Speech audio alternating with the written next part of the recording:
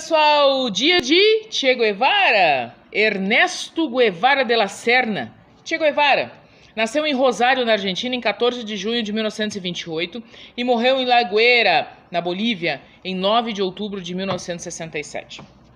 Revolucionário marxista, médico, autor, guerrilheiro, diplomata, teórico militar argentino. Figura importantíssima para a Revolução Cubana, e o rosto dele virou o símbolo da rebeldia, da revolução, da quebra de paradigmas, de uma força que parece que a humanidade encontrou nesse rosto uma forma de dizer, a gente não está a favor desse sistema, nós queremos quebrar paradigmas e viver melhor. Bueno, quando ainda era estudante de medicina, visitou toda a América do Sul, e desses testemunhos das visitas, que foi pobreza, fome, doença, morte, ele radicalizou seus pensamentos e começou a lutar por aquilo que tinha desde pequeno, que era uma grande empatia pelos menos favorecidos. Então vamos lá. Bom, começamos desde cedo, né? A mãe de Che Guevara confidenciou a um amigo muito próximo que Che Guevara não nasceu em 14 de junho, Che Guevara nasceu em 14 de maio. Mas se ela contasse realmente que data era, ia pegar mal, porque ela estava grávida antes do casamento e ela ia ser rechaçada por causa disso. Então, quase na época de ganhar o bebê, eles foram para Rosário para ganhar o bebê, longe do burburinho. E aí, claro, vai ficar fácil de dizer que ele nasceu em 14 de junho, né? Apareceram depois, quando a criança já estava meio grandinha e tal. Bueno, ele era o mais velho de 5 filhos e de uma família de classe média da Argentina. Ernestito, como era chamado, por conta do pai também ser Ernesto, desde pequeno ganhou grande empatia pelos mais pobres, né, pelos menos favorecidos, e pela política, né? Por quê? Porque os veteranos da Guerra Civil Espanhola visitavam a casa do pai dele quando ele era pequeno, ouvia as conversas, conversava, né, enfim, participava daquele momento dos mais velhos. Além de que, durante a Segunda Guerra Mundial, o pai dele organizou um grupo de espiões para irem a Córdoba, para saber o que os nazistas estavam fazendo. E é claro que o Ernestito participou de toda essa função aí de espionagem, Segunda Guerra, nazismo, função, tudo isso fez parte da infância do Ernesto. Bom, aprendeu a jogar xadrez com seu pai e era um exímio leitor, apaixonado por leitura, muita leitura, de uma grande biblioteca que tinha em casa. E não era simplesmente ler, o que ele fazia? Ele lia o livro, pegava o seu caderninho, catalogava suas leituras, né? Por exemplo, li hoje Karl Marx, e ali ele anotava as principais ideias de cada livro que ele lia.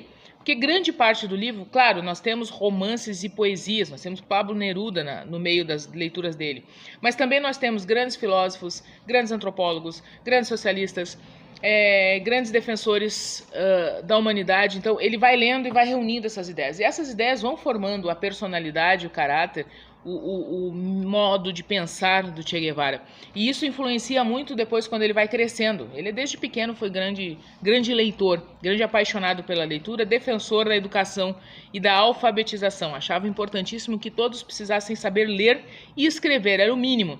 A humanidade precisa disso, né? Ler e escrever para poder compreender e lutar pelos seus direitos. Bom, em 1948 ele entra na Universidade de Buenos Aires para estudar medicina.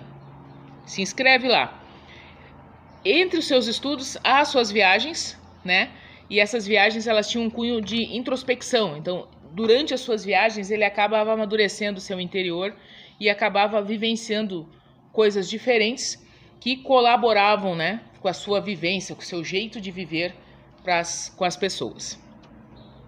Em 51 ele pediu um ano, né? Eu vou tranca aí a minha faculdade por um ano que eu vou viajar. Então ele pediu licença, pediu uma folga dos estudos por um ano e foi viajar de moto e passou, né? Seguiu pela Argentina, Chile, Peru, Equador, Colômbia, Venezuela, Panamá e Miami, conhecendo a realidade dos povos.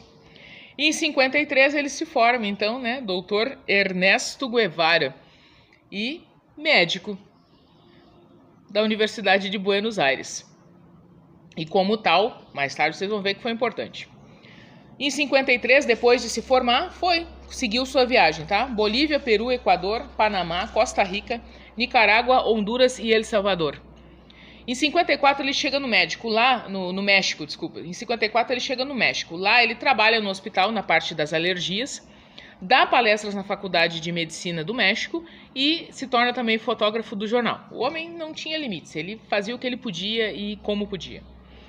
Em 1959, nós temos a Revolução Cubana, então ele comanda muita gente, e dentro desses seus comandados, diariamente eles tinham um período de leitura, eles precisavam ler diariamente, tá?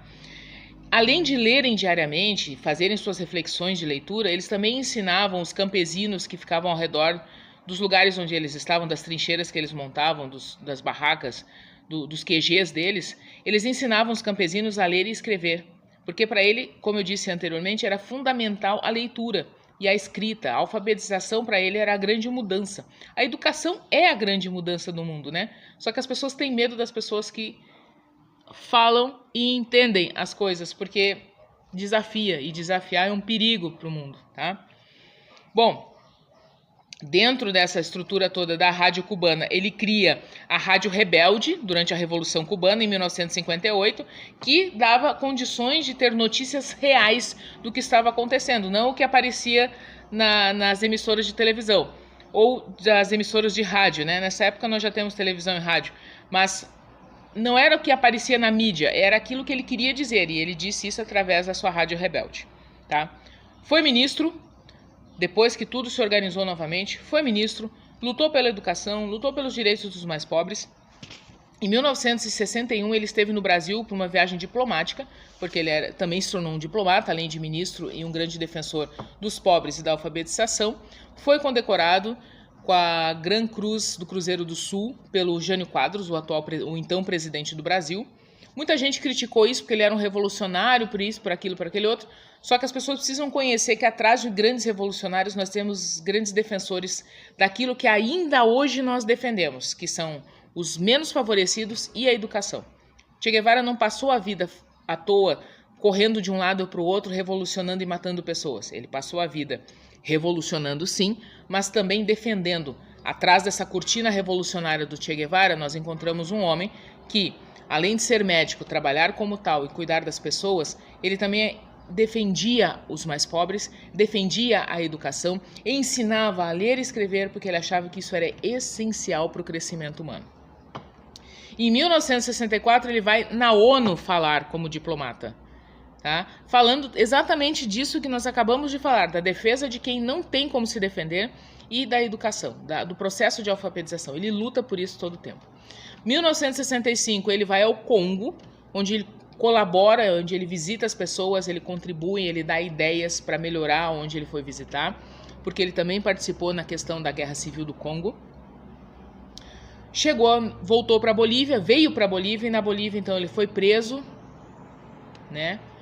Mesmo na prisão, ele pediu para falar com uma professora do lugar onde ele estava preso, para dizer para ela que era importantíssima a educação, que a escola precisava ser melhorada, que ela nunca desistisse de dar aulas, que a moça tinha apenas 22 anos de idade, que ela lutasse sempre pela educação, pela alfabetização, porque esse era o futuro. Ele defendeu isso e pediu para falar com a professora do lugarejo.